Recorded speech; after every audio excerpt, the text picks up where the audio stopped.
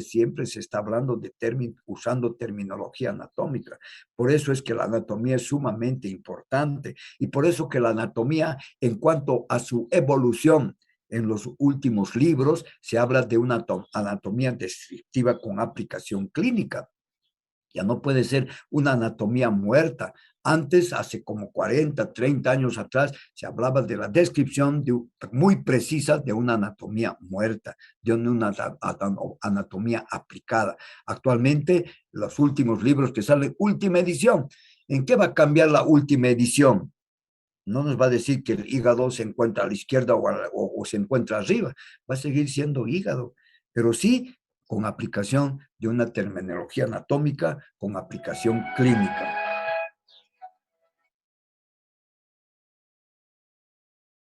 Perdón. Entonces, ahí está. Estamos haciendo incidencia en la descripción anatómica de la configuración de la nariz y estamos haciendo importancia de conocer esta terminología anatómica en la descripción de la nariz porque tiene que tener su aplicación clínica en un momento dado. ¿Y por qué hacemos tanta incidencia ahora en esto? ¿Por qué? Porque cualquier accidente que exista siempre anda comprometida la nariz, ¿verdad? Peleas callejeras, golpes, accidentes, ocurre que la nariz es la que se ha lastimado porque es la parte saliente de la parte media de la cara. Entonces, ha tenido un golpe en la nariz, ha salido sangre de la nariz, ha tenido rotura de los huesos propios de la nariz, ha tenido desvío del tabique de la nariz. Esto es lo que ocurre frecuentemente, ¿no ve? Y entonces, para hacer esa descripción, tenemos que conocer la configuración anatómica de la nariz. Una vez que hemos descrito a la nariz propiamente dicha, en su estructura, ahora hablamos de sus cavidades. Aparte de la nariz propiamente dicha, tenemos las cavidades nasales, pero estas cavidades nasales se encuentran divididas en dos, una fosa nasal derecha y una fosa nasal izquierda. Gracias a este tabique medio, ahí tienen ustedes. Entonces existe un tabique o septum, también se denomina, ¿no? El septum nasal, el tabique medio, que divide la cavidad nasal en dos fosas, una derecha y otra izquierda, o dos cavidades nasales, derecha e izquierda. Este tabique nasal está constituido hacia arriba, en primer término, por una parte que es parte del etmoides, la lámina perpendicular del etmoides, esta que estamos viendo acá. Esta lámina perpendicular del etmoides cae prácticamente desde la cara inferior de la lámina cribosa, que es continuación del etmoides. El etmoides tiene su lámina perpendicular y sus masas laterales. Y dentro de las láminas perpendiculares tenemos una que está por arriba, que es la apófisis cristagalli, y la otra que está por debajo, la lámina perpendicular del etmoides, pero resultan ser lo mismo los dos. Esta lámina perpendicular del etmoides desciende verticalmente, formando el septum en su parte superior y se articula, fíjense, hacia atrás con la cresta anterior del cuerpo del esfenoides, hacia adelante con los huesos propios de la nariz y hacia abajo prácticamente con el cartílago del tabique y el borde anterior del vómer. Ahí está, lámina perpendicular del etmoides. Luego, debajo de la lámina perpendicular del etmoides tenemos el vómer, es un hueso impar de los huesos de la cara, el vómer, hueso impar de la cara. Este vómer forma parte de la porción póstero inferior del tabique nasal, dispuesto en una posición oblicua. Tiene un borde superior que se articula con la cresta inferior del cuerpo del esfenoides. Tiene un borde inferior que se articula con el proceso palatino del maxilar superior y también la porción horizontal de los huesos palatinos. Tiene un borde anterior oblicuo que se articula con la lámina perpendicular del etmoides y con el cartílago del tabique. Y tiene un borde posterior que forma parte del septum de las cuanas, de los orificios posteriores de las cavidades nasales. Ahí está. Y sus dos caras laterales cubiertas por la mucosa nasal.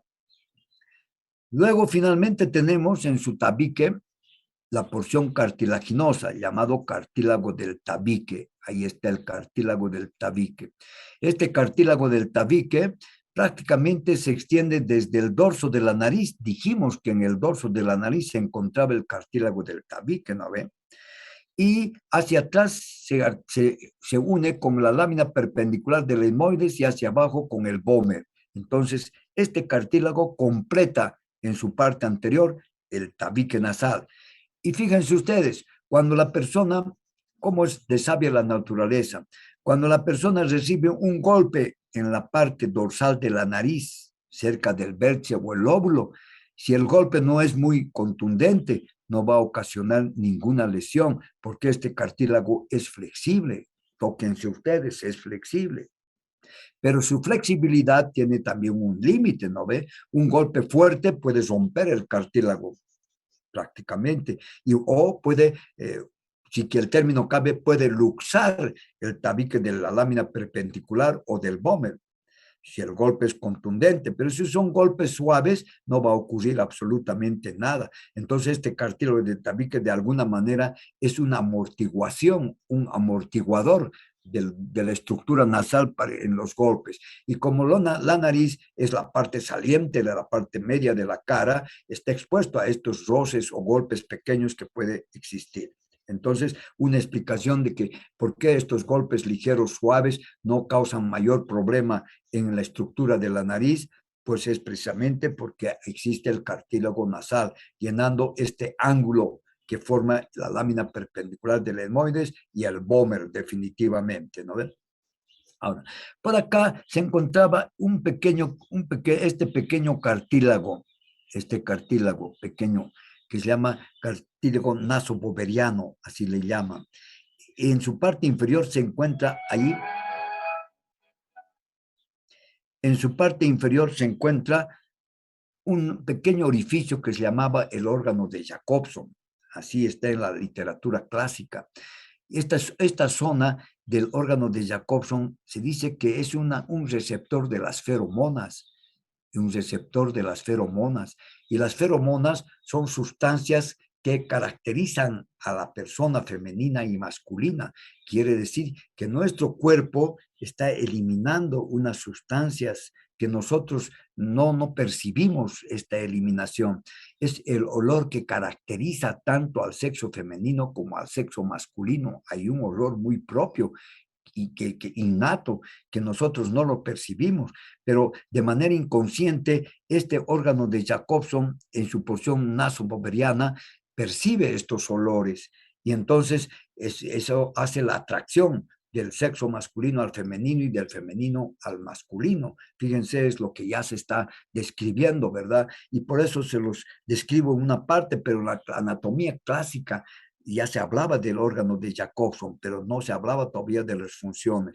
Y cerca de este cartílago nasoboveriano que entra a formar parte de este órgano, se está hablando de que son receptores de las feromonas. ¿Y qué son las feromonas? Son sustancias que elimina el ser humano masculino y femenino y son captados por la olfacción, por este órgano, y entonces son muy propios del ser humano en la atracción masculina y femenina. Por eso que aquellas personas que caminan muy perfumadas no tienen mucha atracción. Por ejemplo, mujeres muy perfumadas no les da mucha atracción al hombre porque que está camuflando sus feromonas y viceversa, ¿verdad? Y viceversa. Muy bien. Entonces, eso como entre paréntesis para ustedes. Muy bien, entonces esta es la estructura del tabique nasal, que va a dividir a las fosas a la nariz o la cavidad nasal en dos compartimientos, uno derecho y otro izquierdo. Ahora describiremos a esas cavidades nasales. Ahí tienen la cavidad nasal, ¿verdad?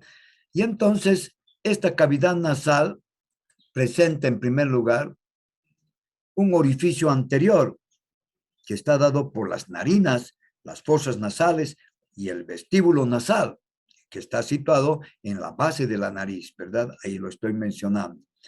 Ahí está el vestíbulo nasal, que está recubierto todavía por piel y gran cantidad de folículos pilosos que forman las vibrisas, ¿verdad? Y hacia atrás se encuentra el orificio posterior de las cavidades nasales llamadas cuanas, llamadas cuanas. Entonces estas cuanas están delimitados en su parte media por el borde posterior del vómer, en su parte superior el cuerpo del esfenoides, en su parte inferior el velo del paladar, ¿verdad? Y las partes laterales, pues son las partes laterales de la rinofaringe, ¿no ven? Estos orificios posteriores de las cavidades nasales se llaman cuanas, y el orificio anterior son las narinas o las fosas nasales. Esta cavidad nasal presenta una pared superior o techo, ahí está marcado, la pared superior o techo. Presenta un piso o pared inferior, ahí está también marcado. Presenta dos caras laterales. Aquí tienen una cara lateral de la fosa derecha y la otra cara lateral de la fosa izquierda y una cara medial que está dado por el tabique, ¿no ven? Por el tabique. El techo o cara superior de las fosas nasales que estamos viendo tiene tres componentes. Un componente frontonasal, ahí están viendo, constituido por el frontal y los huesos propios de la nariz o los huesos nasales, que ya lo hemos descrito. Ahí está, componente frontonasal. Luego tiene su componente etmoidal, que estamos señalando, que se presenta a la lámina cribosa del etmoides o porción horizontal del etmoides también, ¿verdad? Lámina cribosa porque está atravesado por gran cantidad de orificios a manera de una espumadera, por donde se deslizan los filetes nerviosos del nervio olfatorio, primer par craneal, ¿verdad? Inmediatamente por debajo de esta porción etmoidal se encuentra pues la zona olfatoria de las fosas nasales, la fosa o la zona olfatoria, quiere decir la que va a captar los olores. Aquí se encuentran las células ganglionares que son receptores de la olfacción, de tal manera que el individuo que respira normalmente, las 2/3 partes de las cavidades nasales son porción respiratoria.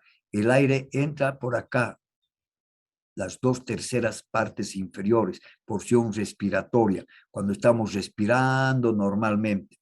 Pero 1/3 superior es la zona olfatoria, la que capta los olores.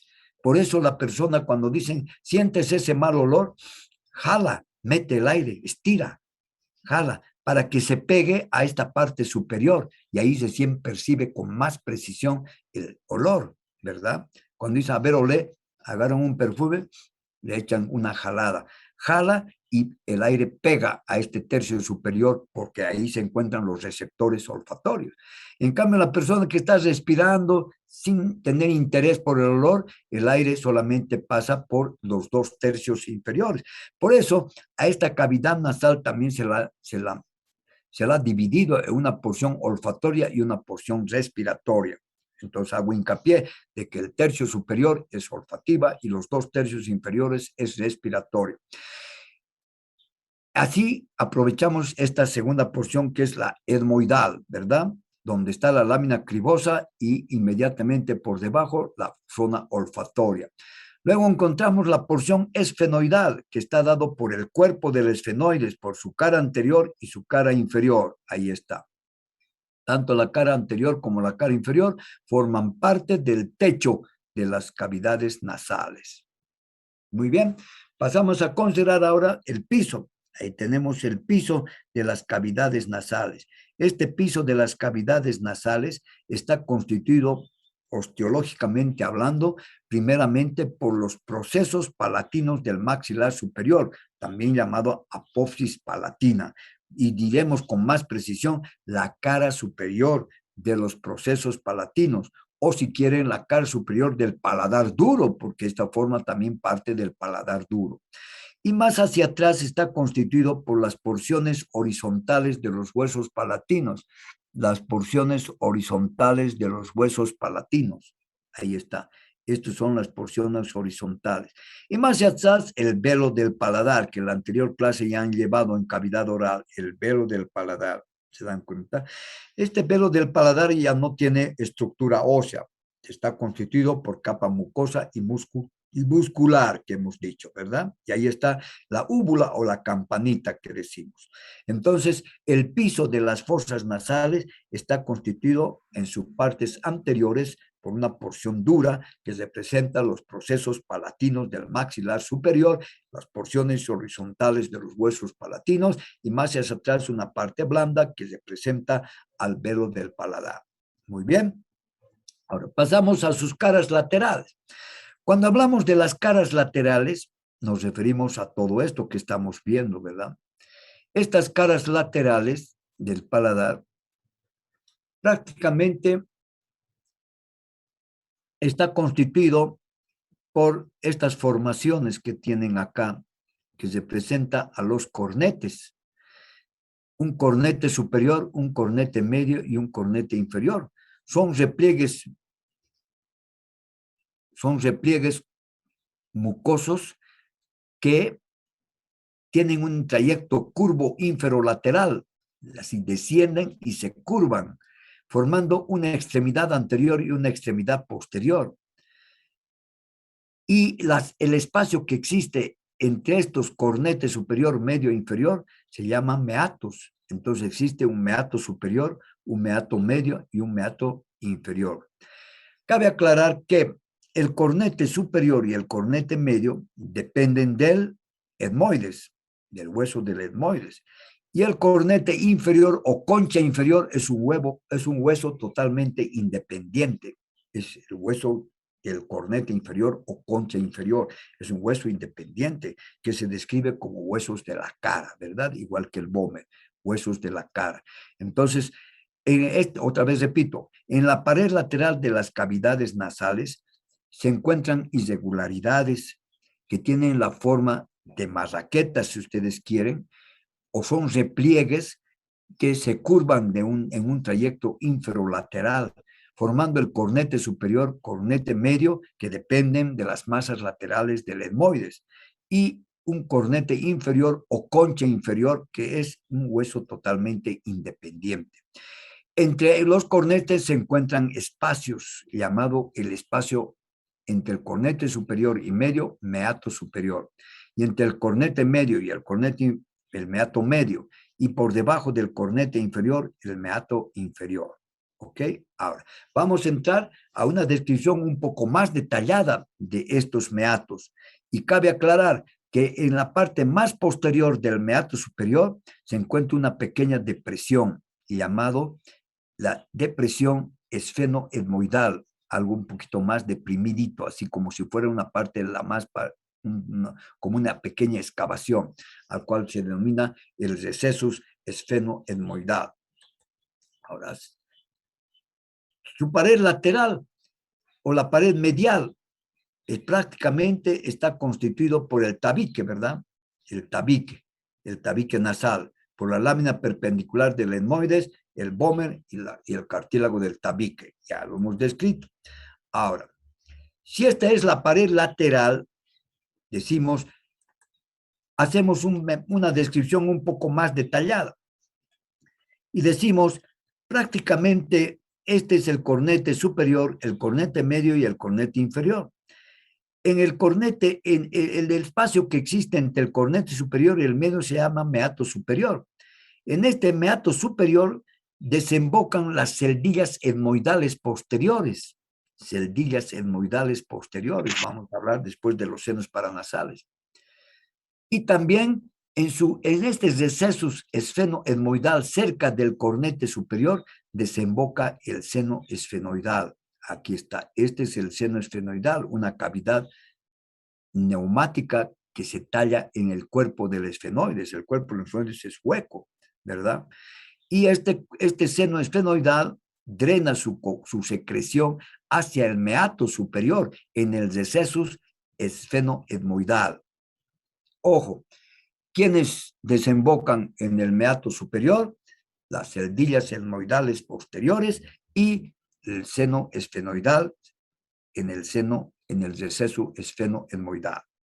Luego, en el meato inferior, en el meato medio está inmediatamente debajo del o si quieren, en la parte lateral del cornete medio. Retiramos una parte del cornete medio y ahí observamos. En primer lugar, observamos una especie de ampollita saliente llamada bula etmoidal, Encima de la bula etmoidal se encuentran unas pequeñas desembocaduras de las celdillas etmoidales medias y las celdillas etmoidales anteriores. O sea, las celdillas etmoidales son cavidades invaginadas en las masas laterales del etmoides y van a eliminar su secreción en esta parte, las celdillas etmoidales anteriores en el seno, en el meato medio, ahí inmediatamente encima de la bula etmoidal. Ahí están celdillas etmoidales medias y anteriores. Debajo de esta bula etmoidal se encuentra un pequeño surco llamado hiato semilunar, así como si fuera un pequeño canal, el hiato semilunar. Este hiato semilunar en su parte anterior recibe al infundíbulo. ¿Y qué es el infundíbulo? Es el conducto de secreción del seno frontal. Este es el seno frontal. Y ahí tiene un conducto, ahí está pasando una estililla por el conducto del infundíbulo y drena al meato medio. Entonces el seno frontal drena su contenido secresor hacia el meato medio, donde a la parte anterior de este hiato semilunar. En la parte inferior del hiato semilunar desemboca el seno maxilar, o si quiere decir que el maxilar superior también tiene una cavidad tallada en su interior, en su cuerpo. Es una cavidad neumática y esa cavidad forma el seno maxilar y ese seno maxilar drena su contenido, su secreción mucosa hacia el meato medio. ¿Por dónde? Por el extremo inferior del hiato semilunar. Ahí está. ¿Verdad? Entonces, en conclusión diríamos, en el meato medio, ¿qué cosas desembocan? Desembocan las celdillas etmoidales anteriores, celdillas etmoidales medias, el seno frontal y el seno maxilar. ¿Ok? El meato inferior. El meato inferior presenta un orificio de desembocadura que viene de los conductos de las vías lacrimales, el conducto nasolacrimal. Y han llevado la anterior clase en vías lacrimales, ¿verdad? Entonces, eso está eliminando los desechos de las lágrimas que se drenan por declive al ángulo interno del ojo y ahí se encuentran los orificios, ¿verdad?, de las vías lacrimales, los puntos lacrimales, y por esos puntos lacrimales penetra la secreción lacrimal, entra al saco lacrimal, al conducto nasolacrimal y desemboca en el meato inferior. Por eso hemos dicho al principio, dentro de una de las funciones de las fosas nasales, es la eliminación de secreciones. Y aquí estamos viendo, están secretando los senos frontales, las celdillas etmoidales, los senos esfenoidales y el seno maxilar y también las vías lacrimales. Entonces, la nariz es una vía de secreción de estos senos paranasales y las vías nasolacrimales. Ahí está muy bien. Resumiendo, decimos, en el meato superior desembocan las celdillas etmoidales posteriores y el seno esfenoidal a través de la hendidura o la depresión esfenoetmoidal. En el meato medio desembocan las celdillas etmoidales medias anteriores, el seno frontal y el seno maxilar. El meato inferior, el conducto nasolacrimal. Listo. Pregunta de examen, muchachos. Por eso describan muy bien lo que estamos acabando de indicar. Después de que hemos descrito todo esto, decimos que todas estas cavidades que hemos acabado de mencionar está cubierto de una mucosa. Esta, ven ustedes, es una mucosa que cubre completamente la superficie de toda la cavidad nasal, en su techo, en su piso, en sus paredes laterales y sus paredes medial. Esta mucosa tiene continuidad con la mucosa de los senos paranasales y tiene continuidad hacia atrás con la rinofaringe. Entonces no es una mucosa totalmente separada, es una mucosa que se continúa con la mucosa de los senos paranasales y con la rinofaringe, definitivamente. Ahora, hablaremos de su vascularización, cómo está vascularizada, cómo está nutrida esta mucosa de las cavidades nasales. Ahí tienen ustedes. En primer término, hablaremos de su pared medial, del tabique. Recuerdo, el tabique está formado por la lámina perpendicular del etmoides, el vómer y el cartílago del tabique. Nos referimos a esto, el tabique, el septum nasal. ¿Cómo está vascularizado? Está vascularizado en primer término hacia arriba por ramas de la arteria etmoidal anterior y etmoidal posterior. Estas son ramas de la arteria oftálmica. Estas arterias etmoidales tienen una rama medial que van a vascularizar el tabique y una rama lateral que van a vascularizar la cara lateral del tabique. No solamente el tabique, sino la cara lateral de la cavidad nasal. Entonces, estas arterias etmoidal anterior, etmoidal posterior, fíjense, la pared medial, el tabique o el septum nasal se encuentran vascularizando. Luego también se encuentra vascularizado por ramas de la arteria esfenopalatina. Aquí está. Y esta arteria esfenopalatina es rama terminal de la arteria maxilar, acuérdense bien. La arteria maxilar con su rama terminal da la esfenopalatina. Y esta esfenopalatina entra por el agujero esfenopalatino, el foramen esfenopalatino, se divide en ramas laterales y mediales, y en este caso las ramas mediales que va a vascularizar prácticamente la parte posterior del septum o el tabique nasal. También está vascularizado por la arteria palatina mayor. Ahí tienen la arteria palatina mayor, que también es una rama de la arteria maxilar y entra por el foramen incisivo y va a vascularizar la parte inferior del tabique. Y luego también suele existir una pequeña ramita acá en la base de la nariz, que es la arteria del septum nasal en su parte inferior, que proviene de la arteria coronaria superior, que es rama de la arteria facial. Entonces, fíjense ustedes, se encuentra ricamente vascularizada el tabique, definitivamente, ¿no? Por las arterias etmoidales, las arterias esfenopalatinas, la arteria palatina mayor y la arteria del tabique de la arteria facial. Ricamente vascularizada. Pasamos a su pared lateral. Ahí tienen a la pared lateral. Ahí lo ven. Entonces no se olviden, cuando hablamos de pared lateral ya estamos viendo las conchas, los cornetes, superior, medio e inferior. Entonces esto nos da la caracterización de que estamos en la pared lateral de las cavidades nasales. Esta pared lateral se encuentra vascularizada hacia arriba, si ven ustedes, también por las arterias etmoidales, que son sus ramas laterales.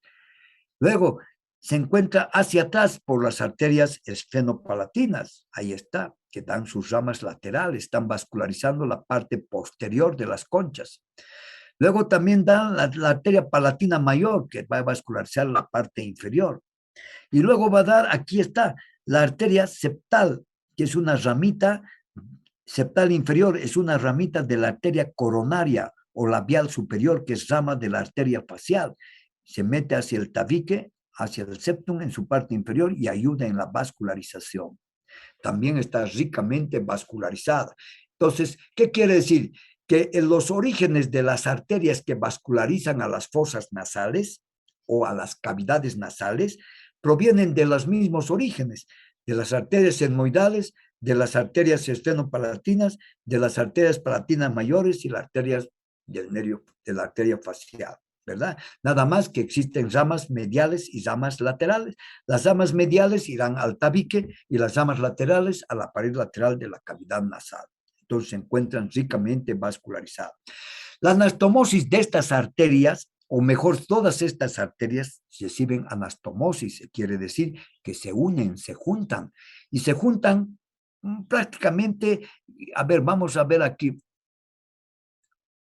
se juntan más propiamente a nivel del tabique, en la parte anterior del tabique. Y esta anastomosis rica en la pared anterior o en la porción anterior del tabique se llama el área vascular de Hesselbach. Área vascular de Hesselbach. ¿Qué quiere decir eso? que es un sector ricamente vascularizada y por ende muy fácil de producirse hemorragias. ¿Se dan cuenta? Por ejemplo, los niños que meten el dedo a la nariz están friccionando permanentemente las paredes mediales de las fosas nasales y están friccionando la parte anterior y donde se encuentra fundamentalmente el área vascular de Hesselbach, el área de mayor anastomosis de estas arterias que hemos mencionado. Entonces, con mucha facilidad pueden producir hemorragias, ¿verdad? O también cuando sufren un golpe en la nariz, se ha flexionado el cartílago del tabique, pero ha hecho una flexión importante que ha ocasionado pequeñas rupturas de los capilares anastomóticos de esta área vascular de Hesselbach y produce la hemorragia. Por eso es de que los pequeños golpes de la nariz o la introducción de cuerpos extraños o digitales en la nariz puede ocasionar hemorragias de la nariz, sangrado de la nariz, ¿verdad? Porque existe aquí un área vascular muy importante que resulta de la anastomosis de todas estas arterias, llamada área vascular de Hesselbach. Muy bien. Ahora pasamos a considerar sus venas. Entonces, ven ustedes, también existe una red venosa bastante importante y rica, pues, que son tributarias de sus arterias. Y entonces diremos, la red venosa de la parte superior van a ir a las venas etmoidales anteriores y posteriores y estas a las venas oftálmicas, ¿verdad? Ahí están, a las venas. Luego tenemos venas de su parte inferior de la base de la nariz, van a ir por la vena septal a la vena coronaria mayor o labial superior y a la vena facial. Entonces drena también a la vena facial. Luego van a ir por las venas esfenopalatinas, van a ir a la vena maxilar. Ahí está. Todito es la parte posterior, drena a las venas esfenopalatinas. Y estas a la vena maxilar. Y la parte superior a las venas oftálmicas por las venas etmoidales y la parte anteroinferior a la vena facial por la vena septal inferior, la vena labial superior y la vena facial. Entonces, ese es el drenaje venoso prácticamente de esta red venosa de las cavidades nasales. Aparte de esto, tenemos los linfáticos.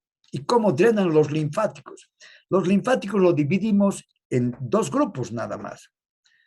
Un grupo anterior, que es la mitad anterior, este grupo anterior prácticamente va a drenar la linfa hacia los ganglios submandibulares, a los ganglios submandibulares, de toda la parte anterior de la nariz van a ir a los ganglios submandibulares. De la parte posterior van a ir hacia los ganglios retrofaringios, a los ganglios retrofaringios. Entonces, fíjense ustedes, cuando la persona tiene una infección en la nariz, vamos a poner, ha tenido una rinitis como consecuencia o secuela de una gripe, va eliminando el individuo ya un moco verde, amarillo. Eso habla de que es pus, no hay vuelta de hoja. Solo porque viene de la nariz nadie se alarma y dice tiene moco. Pero un moco verde o un moco amarillo es pus, pues hoy, ¿no? No puede ser otra cosa. Y entonces, ¿por qué está botando un moco amarillo o verde? Primeramente, no vamos a decir que vienen de los senos paranasales, que bien podría venir desde ahí, pero primeramente hablamos de un proceso local. Hay infección en las tabiques, en las paredes nasales. Y si hay infección, puede virar prácticamente un microbio por la vía linfática hacia los ganglios submandibulares y crecerle estos ganglios submandibulares. Y la persona consulta más por el crecimiento de este ganglio que por el moco verde. No le llama la atención que su hijo esté botando moco verde, sino que porque le han crecido estos ganglios y estos ganglios submandibulares, no se olviden que habían ganglios prevenosos, retrovenosos, etcétera, crecen y duelen. Está aumentado de tamaño, está caliente, está roja la piel y está dolorosa. Y entonces, ¿qué hace el médico? Al ver estos ganglios submandibulares inflamados, tiene que ir a buscar sectores que pueden estar comprometidos y que drenan a los ganglios submandibulares, ¿verdad? Uno de ellos, hemos dicho, si hablamos del drenaje linfático de la cara, la parte interna de la hendidura palpebral también drena los ganglios submandibulares, toda la mejilla a los ganglios submandibulares, la comisura de los labios a los ganglios submandibulares, la parte de la nariz a los ganglios submandibulares, ¿se dan cuenta? Entonces el médico ya tiene que ir a buscar si no hay problemas infecciosos en estos sectores, que explique el por qué están creciendo estos ganglios submandibulares con estas características de inflamación e infección, ¿verdad? Eso es importante saber. Por eso hacemos énfasis en el drenaje linfático de las fosas nasales, de la parte anterior a los ganglios submandibulares, de la parte posterior a los ganglios retrofaringeos. Ahora hablamos de su inervación. Ahí tienen la inervación. Cuando hablamos de la inervación, obviamente decimos también una inervación sensitiva y una inervación sensorial. Entonces aquí tienen la inervación sensorial, quiere decir de percibir los olores, y hemos hablado del nervio olfatorio. Hemos dicho que el tercio superior de la cavidad de las fosas nasales es olfativa y los 2 tercios inferiores son respiratorias en cuanto a su función de aire, ¿verdad? El aire que normalmente respiramos pasa por los 2 tercios inferiores de las cavidades nasales y es función respiratoria. El aire que pasa por el tercio superior de las fosas nasales va a ser un aire que estimula la olfacción. Así existen receptores, existen células ganglionares que perciben los olores y de ahí van a llevar a través de los nervios olfatorios, atraviesan la lámina cribosa del etmoides, entran al bulbo nasal, del bulbo nasal a la cintila nasal, etcétera, etcétera, y van a percibir los olores. Esa es la inervación sensorial, de percibir los olores. En cambio, la otra inervación sensitiva, que prácticamente va a dar la sensación de ardor, dolor, etcétera, está dado por estos otros filetes nerviosos. Y entonces decimos que los dos, la parte póstero inferior, esta sería la parte póstero inferior, ¿verdad? Y esta sería la parte antero superior.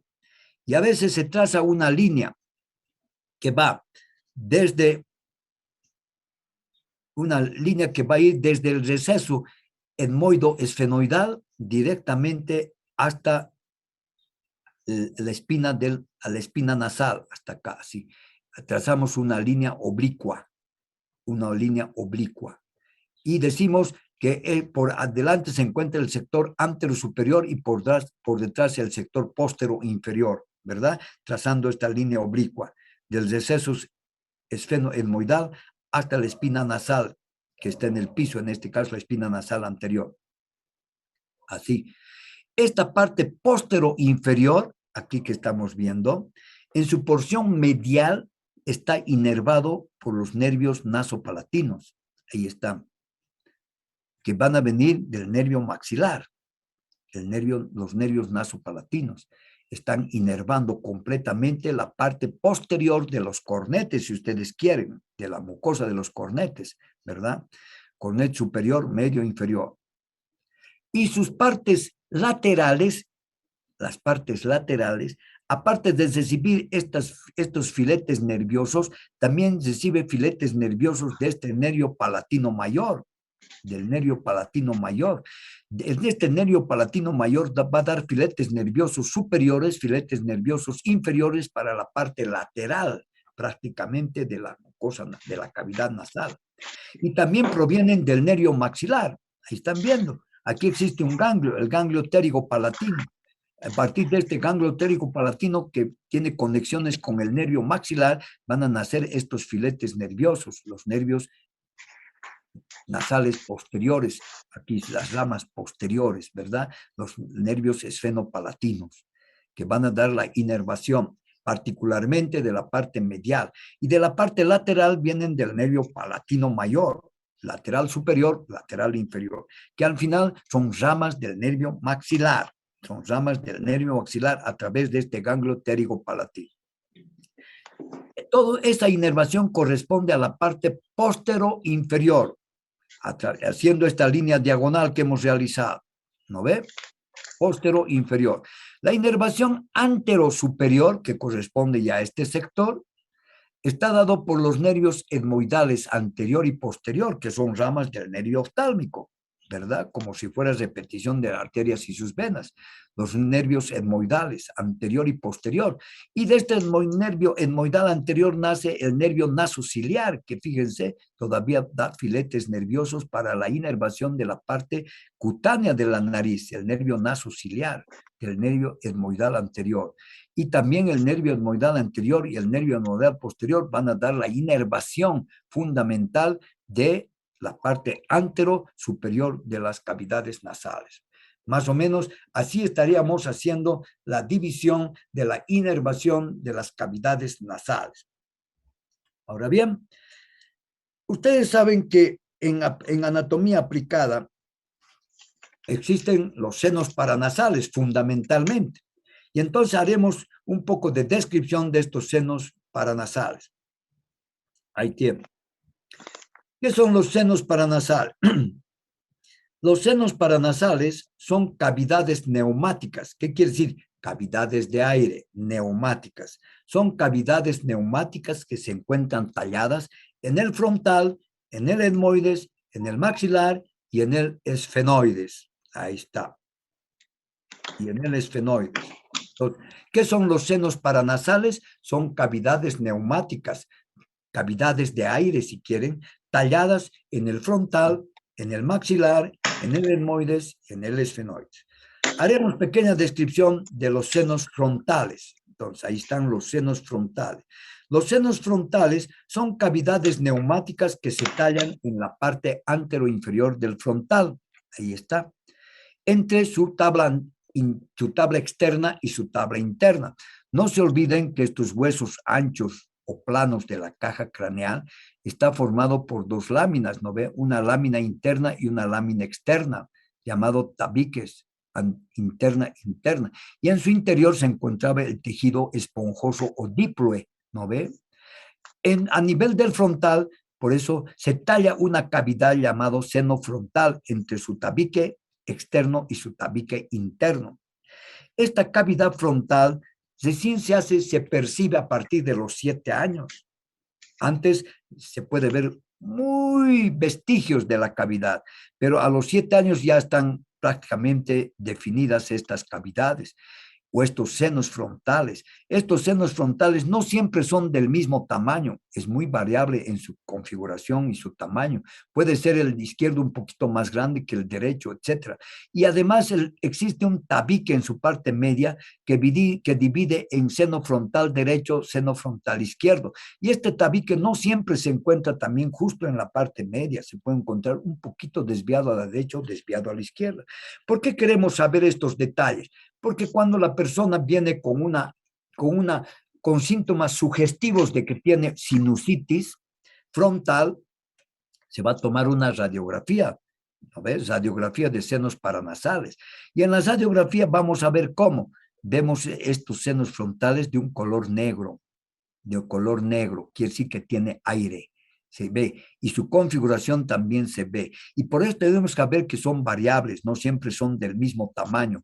Uno puede ser más grande que el otro. Y el tabique también puede verse que está un poco más a la izquierda o más hacia la derecha, no siempre en el centro. Entonces es importante saber que la configuración de los senos frontales es bastante variable, porque cuando pedimos una radiografía de senos frontales, los senos paranasales, vamos a ver estas figuras y tenemos que tener la idea de que no siempre habían sido del mismo tamaño ni siempre el tabique en la parte media. Pero cuando pedimos radiografía de senos paranasales para pedir el seno frontal y el niño tiene 3 años, no tiene sentido. ¿Por qué? Porque estos senos frontales recién van a ser perfectamente visibles y perceptibles a partir de los 7 años.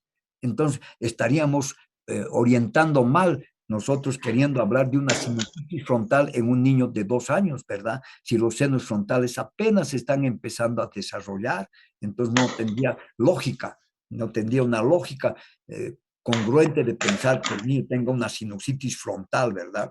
Bien. Por otro lado, tenemos las celdillas etmoidales. Ahí estamos viendo, en la figura del lado derecho, vemos una parte lateral, que está prácticamente tallada en las masas laterales del etmoides.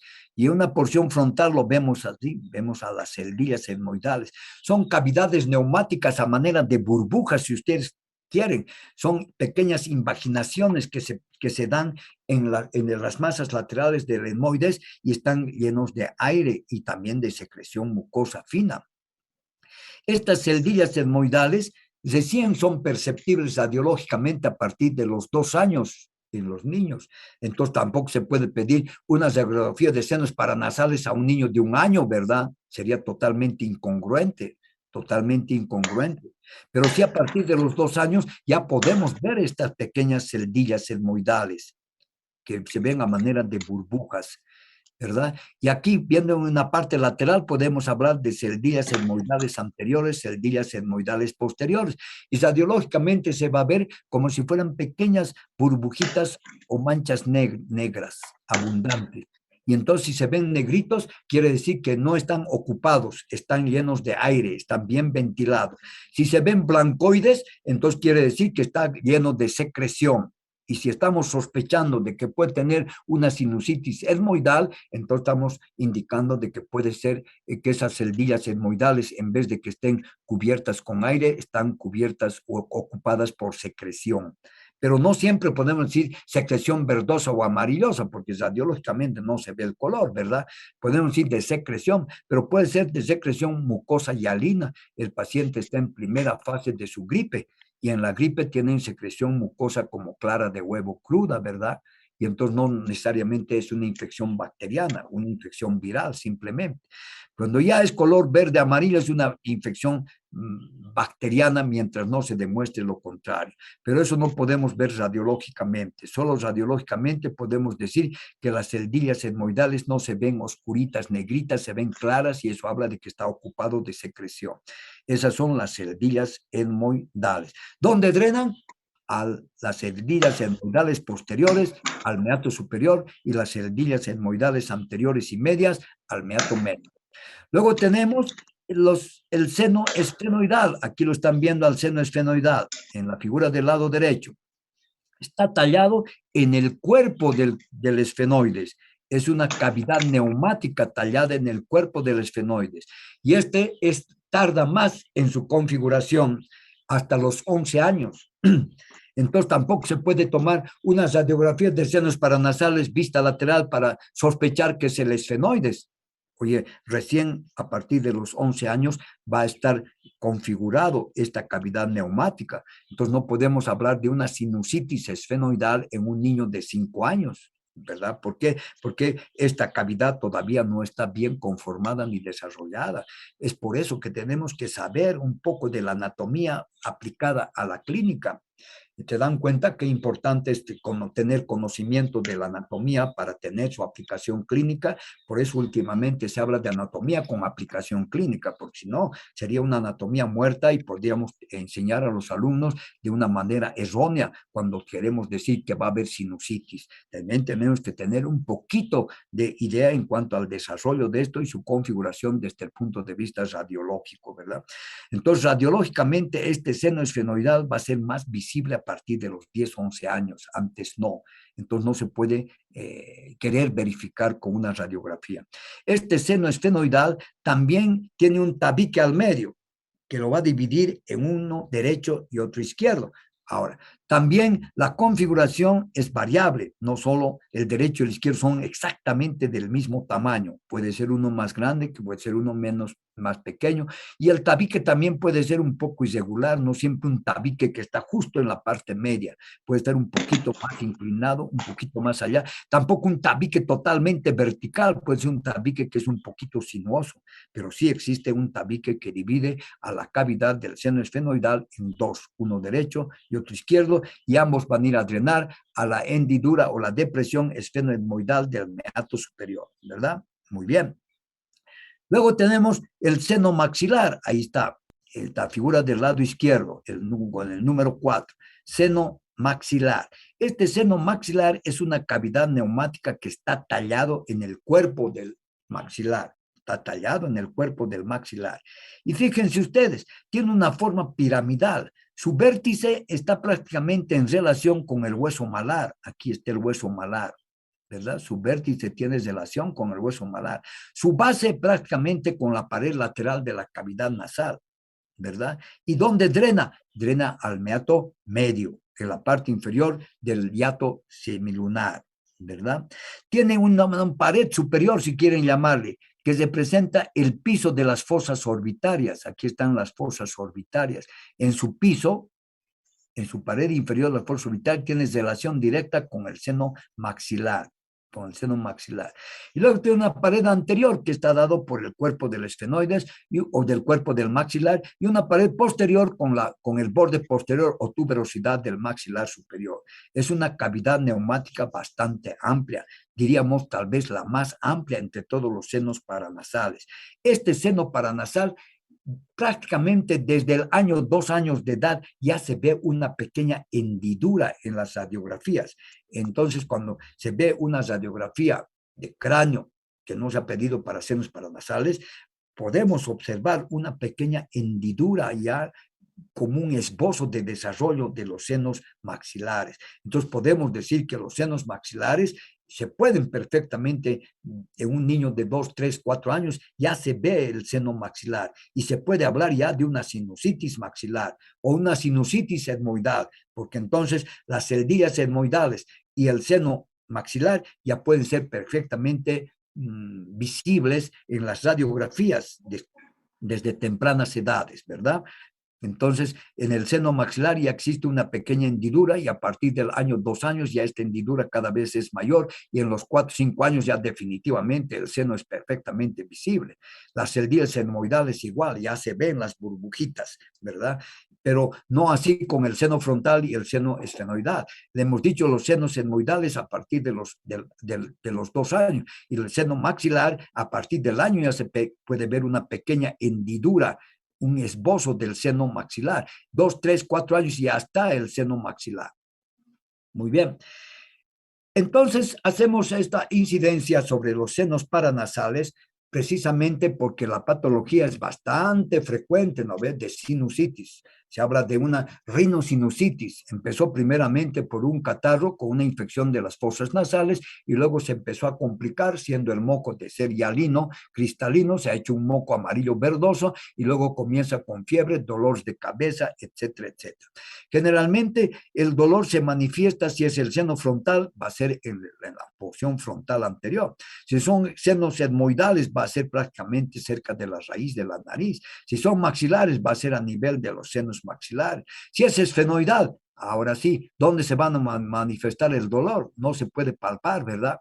Ni va a ser adelante, va a ser hacia atrás, se irradia hacia la nuca se irradia los dolores del seno esfenoidal. Entonces, una persona que tiene moco verde, amarillo, está con un poco de fiebre y no vemos claramente sintomatología de estos senos frontal, etmoidal, maxilar, podemos sospechar que puede tener el seno esfenoidal. Y si la persona dice que además siente dolor en la base de la nuca, ya estamos un poco encaminándonos a que puede estar comprometido el seno esfenoidal, ¿verdad? Y a veces resulta que toditos los senos están comprometidos. Tomamos la placa radiográfica y toditos los senos están ocupados. Normalmente en la placa radiográfica debe verse color negro, pero si vemos color blanco, está lleno de secreción, nada más podemos decir. No estamos diciendo si es verde, amarillo o blanco, lleno de secreción. Y entonces se habla ya de una pansinusitis, quiere decir que toditos los senos están ocupados, todito está inflamado, entre paréntesis, ¿verdad? Entonces, es muy frecuente la patología de la sinusitis, la rinosinusitis, ¿verdad? Y también de aquellos niños que permanentemente están tosiendo. Dicen tose. ¿Es una tos flemosa o una tos seca? Es una tos flemosa. Escupe el niño. Alguna vez se escupe, es medio verde, doctor. Pero no le fluye por la nariz, le fluye por la garganta, le está cayendo a la parte posterior. Entonces, cuando abre la boca el niño, observamos y vemos que hay secreción amarillo verdosa cayendo a la pared posterior de la faringe. ¿De dónde va a venir? Está viniendo de los senos. Estará viniendo de este seno maxilar, ¿Estará viniendo del seno frontal? ¿Estará viniendo del seno esfenoidal? No sabemos, pero esa caída retronasal de moco amarillo verdoso nos está diciendo que hay un compromiso de los senos paranasales. Hay un compromiso de los senos paranasales. Por eso dicen en la sinusitis, aparte del dolor que pueda referir el paciente a nivel frontal, maxilar, etcétera, también tiene tos flemosa y además caída de moco retronasal. Entonces, esto es un dato importante y hacemos incidencia de la aplicación del conocimiento anatómico de senos paranasales con la aplicación clínica más frecuente que se habla de rinosinusitis o sinusitis. Muy bien, jóvenes.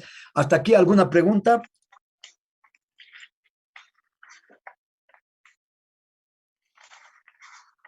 No hay preguntas. Ahora, otro tipo de aplicación clínica que podemos hacer es a veces la hipertrofia de los cornetes. No se olviden que hay cornete superior, medio e inferior. Y los cornetes pueden crecer más de lo necesario. Y a eso llaman hipertrofia de cornetes.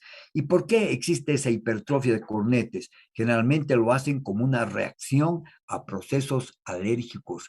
Entonces, frecuente la rinitis alérgica, que se tiene alergia a los aeroalergenos.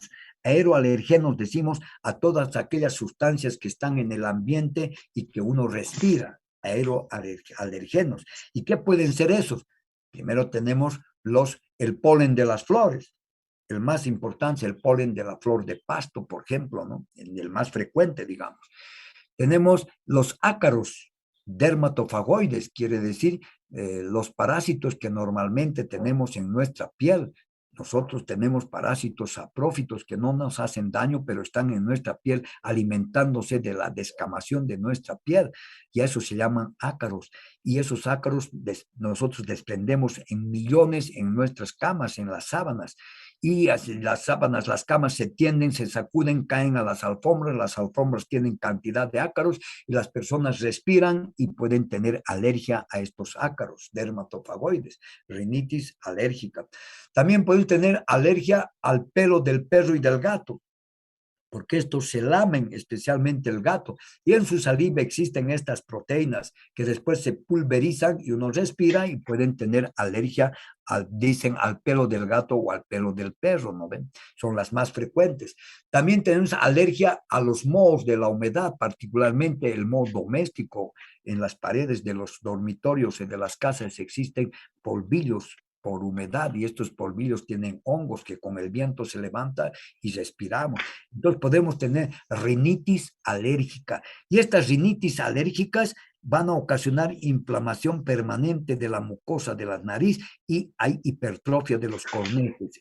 Entonces se dice que hay un cornete muy grande, ha desarrollado bastante por un proceso inflamatorio crónico alérgico y que le está ocasionando obstrucción de las fosas nasales y el individuo tiene dificultades para respirar.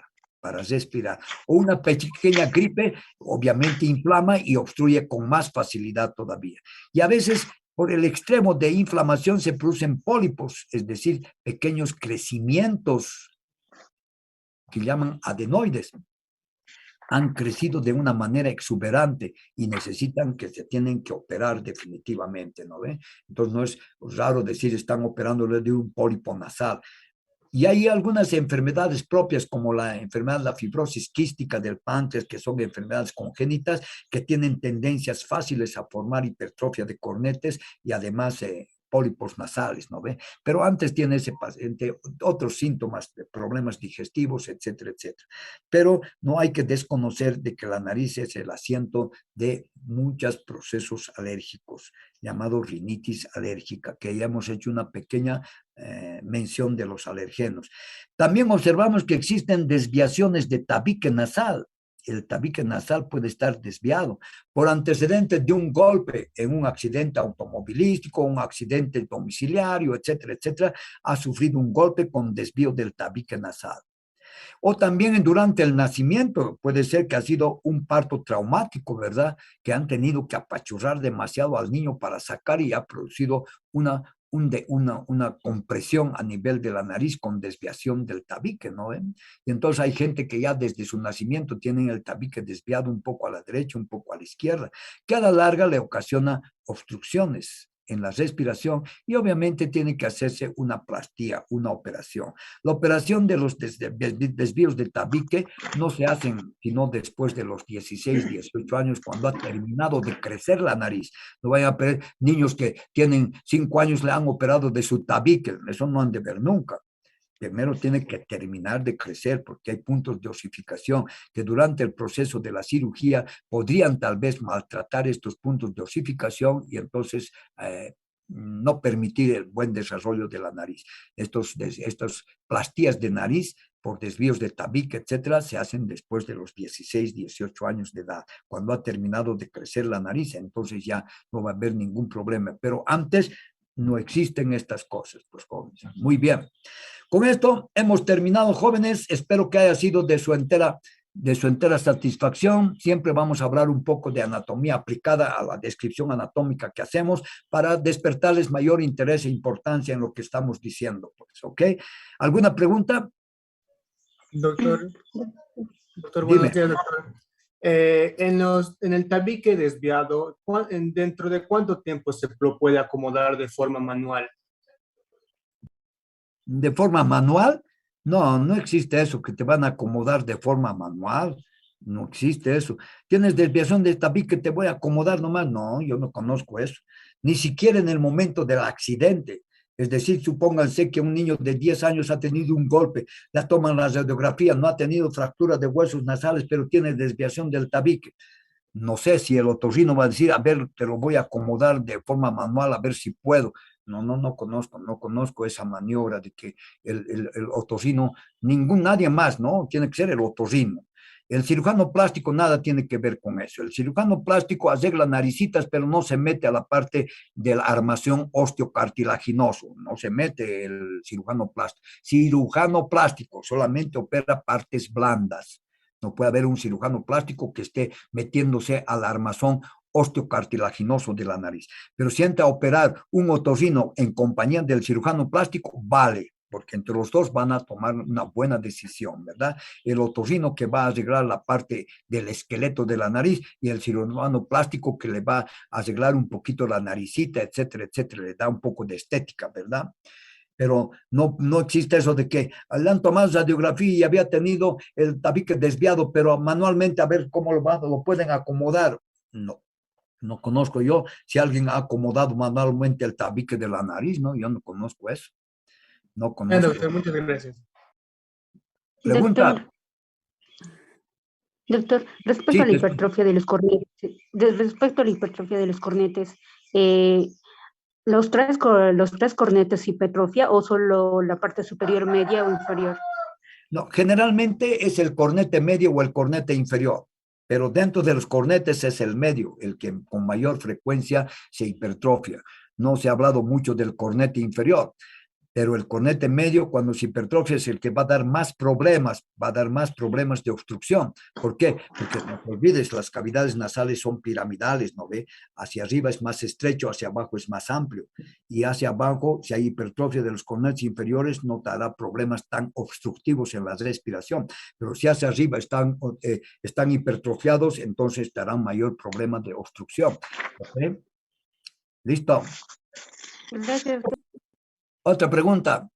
Doctor, buenos días. Una preguntita. ¿Qué medicación se podría dar a un niño con tos crónica?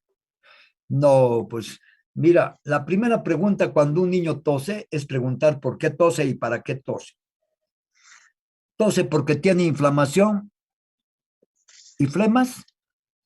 ¿O tose simplemente por problema alérgico, por contacto con alguna cosa que le cause irritación?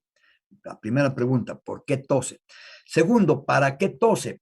Tose para aliviar la sequedad que tiene en la garganta o en las fosas nasales. Tose para eliminar secreciones. Entonces, si está tosiendo para eliminar secreciones, es una tos productiva. Le está ayudando al pacientito. Tose y elimina. Imagínense si tiene secreciones de moco que le están cayendo a su garganta y no tose, se va a ahogar. Entonces, esa tos es es una tos productiva, es una tos que le está ayudando al paciente, ¿verdad? Pero si es una tos seca, irritativa, pues le va a molestar, le va a arder la garganta. Y entonces, valorando esas cosas, se toma la decisión de que si está tosiendo por secreciones, habrá que ir a atacar a las secreciones. ¿Y por qué tendrá secreciones, hemos dicho? Por caída de moco de los senos paranasales, si es que vemos la caída de moco en la pared posterior de la faringe y es un moco verde amarillo, entonces habrá que curar la infección y por ende va a desaparecer la inflamación, va a desaparecer la tos. Si es una tos seca irritativa, entonces podemos usar un antitusivo porque no hemos visto absolutamente nada de secreciones. Es tos seca irritativa, entonces podemos ayudarle utilizando un antitusivo, dosificando muy bien, pero también hay que preguntar por qué con tanta frecuencia se presenta esta tos seca irritativa. ¿Será secuela de una gripe? ¿Será el inicio de alguna gripe que va a agarrar el niño? ¿O será el inicio de un proceso alérgico? Siempre hay que plantearse las posibilidades antes de querer quitar la tos. La tos nada más es un síntoma de algo que está viniendo. Y si solamente le das un antitusivo, no lo estás curando. Le estarás aliviando la tos, pero no le estás curando. Lo vas a hacer más crónico el problema. Siempre hay que plantearse por qué tose, para qué tose y en qué momento voy a utilizar un medicamento que pueda ayudarle al niño. Ahora, si la tos es tan importante que no lo deja dormir, no lo deja comer y es muy frecuente, sí, podemos utilizar un antitusivo, ¿no ve? Para aliviarle la frecuencia de la tos, pero tiene que ir acompañado de buscar la etiología, la causa del por qué el niño está tosiendo. Bueno, otra pregunta. Gracias, doctor. Doctor, disculpe. Doctor. Dime. Disculpe, en el caso de alguna gripe mal curada, como alguna sobredosis o que no haya esperado los 3 días de que tenía que secretarse el moco, ¿podía crear alguna sinusitis por esa sobredosis? A ver, no existe gripe mal curada, pues ese término es un término muy doméstico, ¿no ve? Una gripe mal curada. ¿Por quién? ¿Por la naturaleza, por el médico, por la madre? Diremos nomás, una gripe que no ha evolucionado favorablemente. Ustedes saben que un problema gripal, una rinofaringitis viral, se cura sola, sin médico. Se autolimita en 3-5 días, excepcionalmente en 7 días. Puede tener el primer día un poquito de fiebrecita, un poquito de malestar, rinorrea, que es decir, eliminación de moco y alino, etc. Pero a las 48 horas va mejorando y se cura sola, se autolimita, no necesita de nadie, a menos que sea tan importante la secreción mucosa o la obstrucción para utilizar algo que le permita disminuir el moco o respirar un poquito mayor, pero no utilizar antibióticos, eso se va a curar sola. Se va a curar sola. Y las causantes es un montón de virus que producen la gripe, ¿verdad? Llamaremos gripe, o llamaremos resfriado mejor, porque cuando decimos gripe se refieren al hemófilo influenza ya. Ahora diremos resfriado. Ahora, cuando una persona ha pasado la historia natural de que no se ha mejorado en 5 días o 7 días, persiste y el moco está cambiando de color, se está haciendo amarillo verdoso, posiblemente se está agregando algún microbio. Y ya conocemos por estadísticas bacteriológicas qué microbios podrían añadirse ahí. Puede ser el neumococo, puede ser el Haemophilus influenza, puede ser el estafilococo, puede ser el micoplasma, etcétera. Ya más o menos tenemos una idea, puede ser la Bramanella catarralis, que es otro microbio, que obviamente existen en las fosas nasales. Existen ahí, no creen que las fosas nasales son estériles, existen muchos microbios que no te producen infección. ¿Por qué? Porque, oye, nuestro organismo se está defendiendo muy bien, pero cuando ya tiene una gripe, han disminuido, este moco ya está agredido por un virus, lo está haciendo más susceptible a que los microbios que tenemos ahí puedan aprovecharse y entonces hablamos ya de infecciones oportunistas. En vez de que se mejore en 3-5 días la gripe, máximo 7 días, está empeorando, el moco se está haciendo verde, amarillo y la persona ya está con fiebre, se siente totalmente ya decaído, entonces le están agregando bacterias, y dentro de esas bacterias es el Haemophilus, el neumococo, el estreptococo, el estafilococo, la Bravanella catarrhalis, entonces tienes que utilizar un antibiótico. No necesariamente pedimos un cultivo, ¿no? Simplemente ya por estadística bacteriológica decimos posiblemente puede tratarse de esto. No pensamos en neumococo porque la persona ya está vacunada por neumococo. No pensamos en influenza, ya está vacunado por influenza el micro, entonces pensamos en estreptococo o Bravanella catarrhalis, que ya no existen vacunas para eso. Entonces, pensando en eso, tratamos de seleccionar un antibiótico que podía perfectamente curar al enfermo, pues entonces ya utilizamos. Hay personas que desde el momento que han empezado con su gripe, ya están, ya tienen la infección bacteriana también. Entonces viene mucho la experiencia profesional y el ejercicio del médico en su práctica clínica para ver bien la diferenciación y decir, esta no es una gripe nomás, este ya está complicado. Desde que ha comenzado o al segundo día ya está complicado, ¿se dan cuenta? Entonces habla mucho de la experiencia del médico y entonces utiliza desde el principio antibióticos. Y otros dicen, no, es una gripe nomás, déjenlo nomás, va a mejorarse. Sin embargo, el paciente se ha empeorado y ha agarrado ya pulmonía. Entonces, por eso a veces dicen, es mejor pecar de exagerado y dar antibióticos a pecar de muy confiado y no utilizar antibióticos y el paciente se haya complicado. Entonces, esa partecita es un punto de difícil decisión del médico. ¿Va a usar antibiótico? ¿No va a usar antibiótico? Entonces, viene mucho hace la experiencia clínica del ejercicio profesional. Pregunta. Doctor, yo tengo una Oye, pregunta. Respecto a las razones más frecuentes por las cuales a un niño le sangra la nariz sin ni siquiera tocarse. Ya, es que mire, la verdad que la salida de sangre por la nariz, de manera simplista podemos decir que es un trauma digital, si se trata de un niño. Si se trata de una persona adulta, ya decimos que puede tener una hipertensión arterial, puede ser la primera manifestación. Pero también los adultos meten su dedo a la nariz hasta lastimar, ¿no ve? Pero nunca hay que dejar de pensar que puede ser un trauma digital. Tanto meter el dedo a la nariz, han lastimado, lo han lesionado y ahora es muy frágil, ¿verdad? Eso es lo primero que pensamos. Pero nunca hay que dejar de pensar que puede tratarse de otro tipo de situación.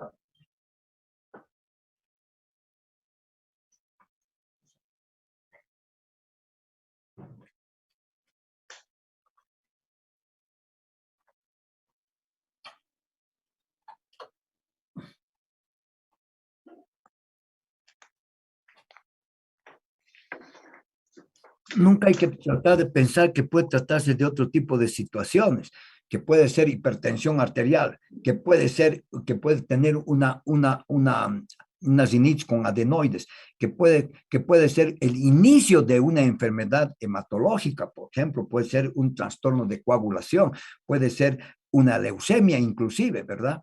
Entonces, el hecho de que sangre de la naricita hay que revisar muy bien, hay que preguntar, hay que hacer un buen interrogatorio con la mamá y hay que observarle bien al niño y obviamente la mamá generalmente no acude por la primera salida de sangre de la nariz, generalmente acude porque ya le está causando preocupación a la mamá, cada semana le está saliendo sangre de la nariz al niño. Entonces, revisarlo muy bien y obviamente ver que no tenga alguna enfermedad hematológica.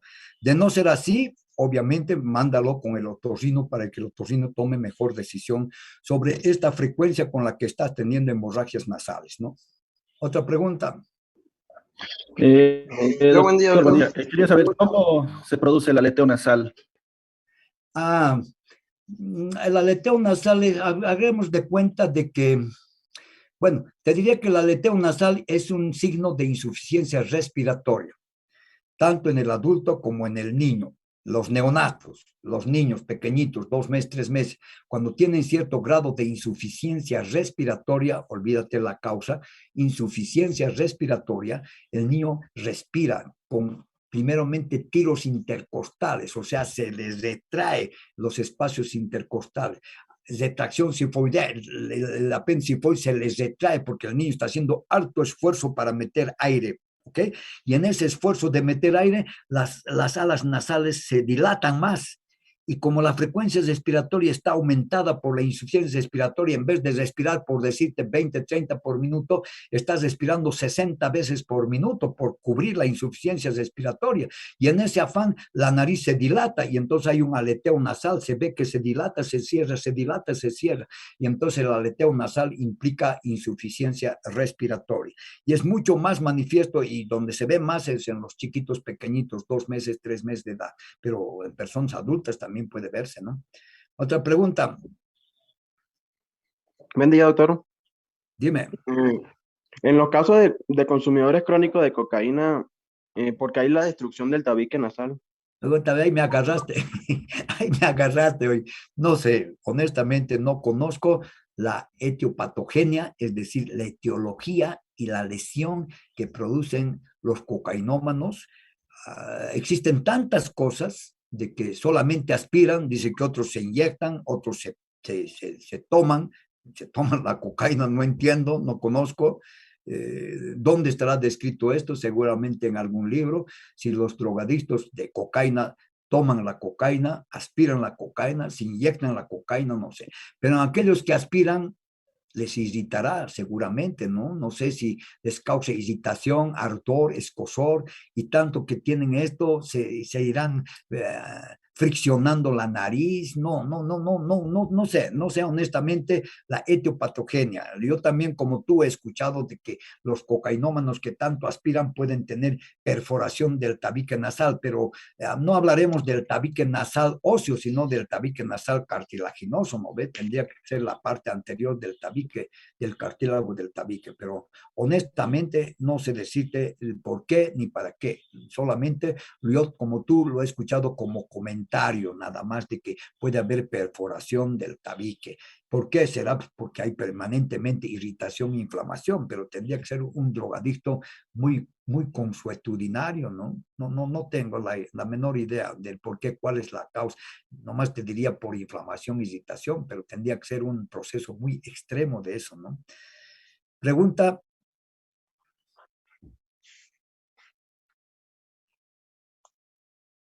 Bueno, no hay más preguntas, jóvenes. Nos vemos hasta la próxima. Hasta luego, doctor. Suerte, muchachos. Se cuida. Gracias, doctora. Hasta luego, doctor. Ahí estamos. Hasta luego.